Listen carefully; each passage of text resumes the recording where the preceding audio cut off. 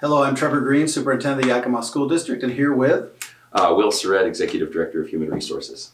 I'm excited to be here to give you an update on some things that are happening in the district. One of the items that has gained momentum across the region, including with our State Superintendent of Public Instruction, is the idea of modified calendar.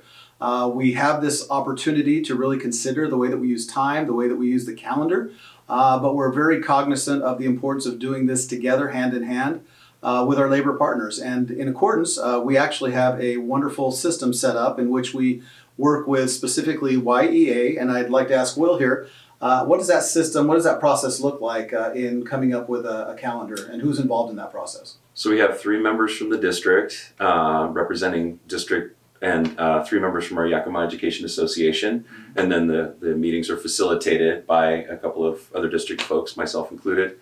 And we consider options, look at feedback, and work together to try to come up with a calendar solution that works best for our community.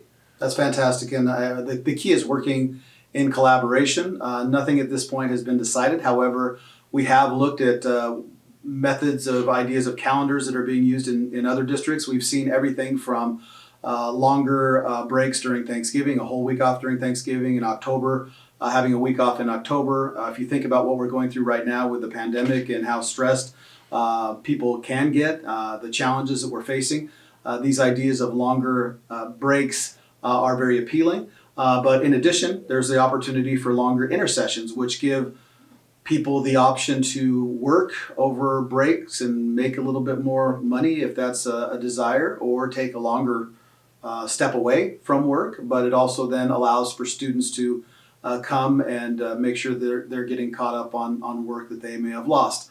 I understand that we are really looking into how we can involve more and more input in this, because it's certainly not going to be something that is done in isolation, even with the 6-member committee that we're talking about. So there is outreach that is planned. Can you tell us a little bit about that, Will? Yeah, we've currently got a web page at our district website posted to try to collect feedback from all stakeholders, from our staff, our students, our families, on how they see the value of each type of calendar impacting their family, but also in a positive way, allowing their students to have time to make up instruction that they've struggled with or that they've lost over time. The other item that I just wanted to share, again, not having any decision made about this, considering options for those that are thinking, okay, modified calendar, what does that mean to, for example, July?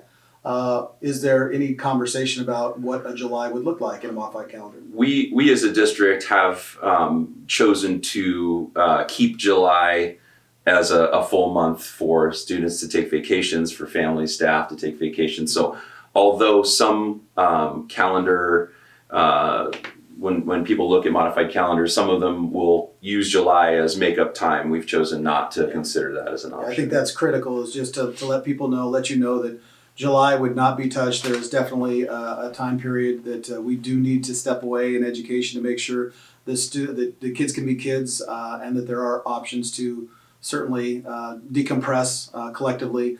And then lastly, just again, would reiterate that there is certainly no decision that has been made. The committee is continuing to meet, or getting started to meet, getting ready to meet. And we simply wanted to keep you apprised of where the conversation has gone at the state level, knowing that Chris Reichdahl, our Superintendent of Public Instruction, is very committed to these type of options that reduce the opportunity for learning loss and provide enrichment opportunities during intersessions or during kind of a longer period of time beyond the 180 days. Of course, the big decider, I would say, or a big issue would be continued funding of something of this magnitude, because the 180 days are funded. Anything beyond that is something that would have to become systemic in our organization, and making sure that we are building something that is not simply a one and done, but is lasting in whatever calendar option comes forward to the board in around late February. So the process would be that once the committee makes several recommendations, takes input, that ultimately a calendar is presented to our school board, and then it's adopted by the school board and implemented for the following year. So this is the update for today, and we're glad that we could share with you some of the things that are happening around the district and around the state.